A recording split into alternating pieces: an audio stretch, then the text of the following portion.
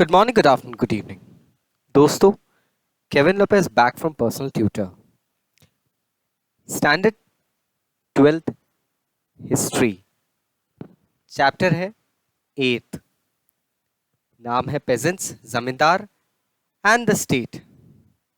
हम जिन टॉपिक्स को आज स्टडी करेंगे दोस्तों, वो इसी टाइम में मौजूद हमारी विलेज सोसाइटी के काफी एल्डर्स, जिन्हें हेडमैन या पंचायत कहा जाता है, देखें।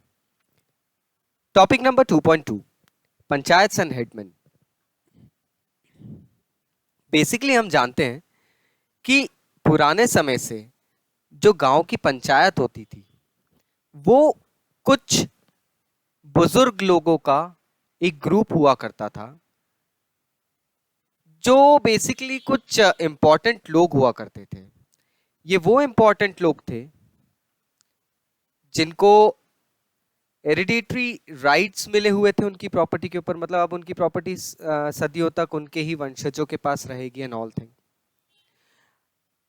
अब कुछ गांव में ये देखा गया था कि पंचायत, अगर अलग अलग जाति के लोग हैं उस गांव में, तो जो पंचायत बन रही है वो भी बेसिकली अलग अलग जातियों के लोगों का एक मिला जुला एक ग्रुप रहेगा। एंड देन इसके बाद में इसमें एक चीज फिक्स थी कि ये लोग रिप्रेजेंटेटिव्स रहेंगे उन अलग अलग जातियों के लोगों के। लेकिन असली सच्चाई दोस्तों ये थी कि लो क्लास वाला वर्कर शायद ही कभी पंचायत में रिप्रेजेंट किया गया हो। They were probably never taken into accordance in the panchayat society. जो डिसीजंस पंचायत लेती थी, इसके बावजूद कि लोगों को अकॉर्डेंस में नहीं लिया गया है, लेकिन फिर भी जो डिसीजंस पंचायत लेती थी वो सभी लोगों को बाध्य होके मानना पड़ता था। पंचायत में सबसे पहले एक हेडमैन हुआ करता था, उसका नाम मुकद्दम या मंडल अलग अलग जगह पे रखा जाता था। अगर हम बंगाल साइड जाएं तो मंडल मिल जाएगा, मुकद्दम साइड मतलब ये हमें थोड़ा सा मुगल पीरियड में मिलता है नेम। हेडमैन को इसलिए चूज करा जाता था ताकि वो एक तरीके से विलेज की पूरी आवाज के रूप में देखा जा सके। जितने भी विलेज के बुजुर्ग सीनियर लोग थे उनके अंदर से कंसेंसस होता था, हेडमैन को चूज किया जाता था। जमींदार चूज करता था एक हेडमैन को, एंड देन हेडमैन तब तक एक एल्डर बन के रह सकता था जब तक गांव वाले उसके खिलाफ कोई आपत्ति नहीं दे। अब बेसिकली हेडमैन का काम ये होता था कि गांव के जितने भी अकाउंट्स होते हैं वो बनाना। उसके पास में पटवारीज होते थे जो उसको उस काम में हेल्प करते हैं। आज भी एक पोस्ट हम देख सकते हैं इंडियन एडमिनिस्ट्रेटिव सिस्टम में कि पटवारी की पोस्ट रहती है। He helps the collector. And इसी तरीके से जो ये हमारे जो विलेज हेडमैन होते थे उनके पास में पटवारी और एक पूरी पंचायत होती थी। पंचायत के पास पैसे यूजुअली अगर देखें ग्राम डेवलपमेंट के लिए, गांव के डेवलपमेंट के लिए, तो जो मनी और ये सब चीजें आती थी पंचायत के पास में, they basically had all these things from the contributions made by the individuals living in the village. अब इसके कुछ ना फाइनेंशियल पूल्स थे दोस्तों। फाइनेंशियल पूल्स इस तरीके से थे that some people out there belong to certain groups, guilds, tribes. They went ahead and had some beneficiary groups जो कि पंचायत को पेमेंट देते थे इन ऑर्डर ऑफ टैक्सेस। इसे हम कुछ भी कह सकते हैं, बट यूजली ऐसा होता था। और ये पैसा फिर गांव के कॉमन वेलफेयर के लिए, थोड़ा सा लाइक ऑफिशियल्स की सैलरी के लिए, या तो फिर जो ऑफिशियल्स आते थे उनके इंटरटेनमेंट के लिए काफी हद तक यूज किया जाता था। अब यहाँ पे हम देखते हैं कि जैसे गांव में बाढ़ आ गई तो वो मुंडेरे बनवाना है, कुआं खोदना है, तालाब खोदना है, ये सारे फंड्स इन चीजों में आते थे।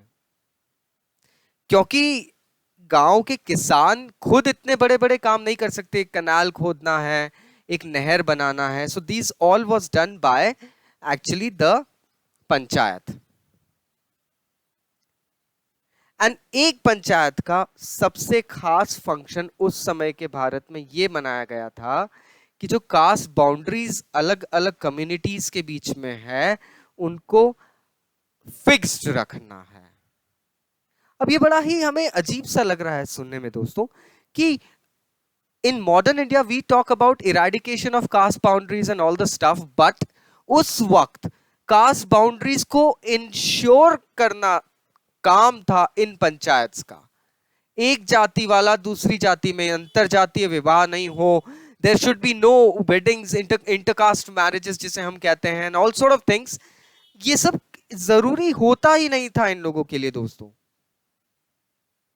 और इस चीज की श्योरिटी पंचायत रखती थी।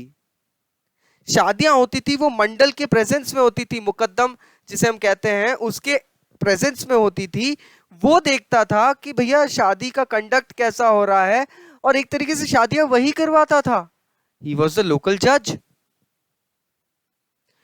अब इसका मेन रीजन ये रहता था दोस्तों कि अंतरजातीय विवाह तो नहीं हो रहे, उस पर एक चेक रहे, कुछ इश्यूज तो नहीं आ रहे, वो एक चेक रहे, and all sort of things.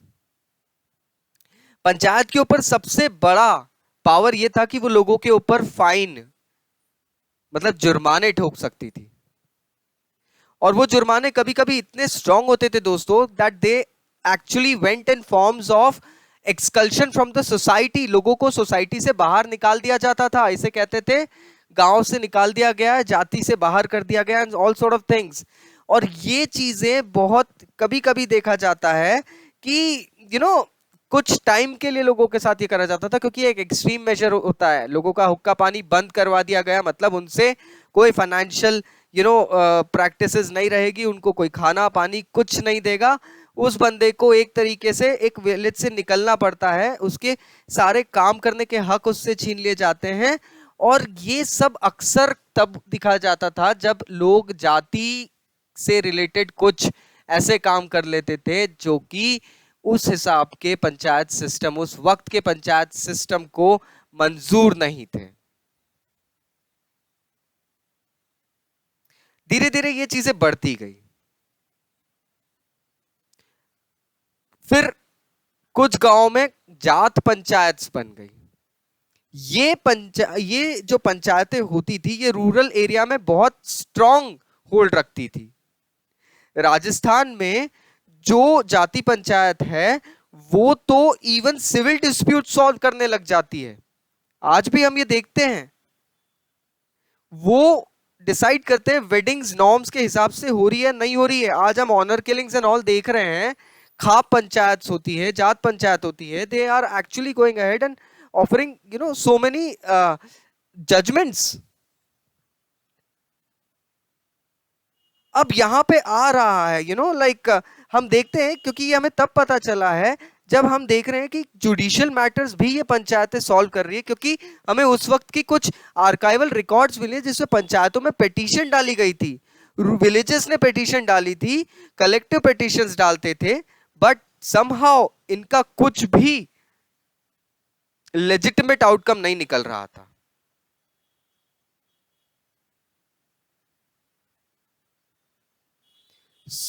ये वक्त था एक अपर कास्ट और लोअर कास्ट की लड़ाई का।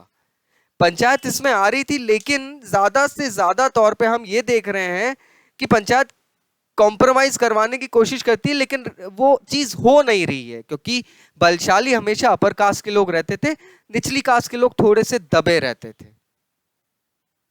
नेक्स्ट टॉपिक है विलेज आर्टिसंस। फ्रेंड्स, जानने के लिए मेरा नेक्स्ट वीडियो देखिए please. Thank you to attend the session. Kevin Lopez, take care. Bye-bye.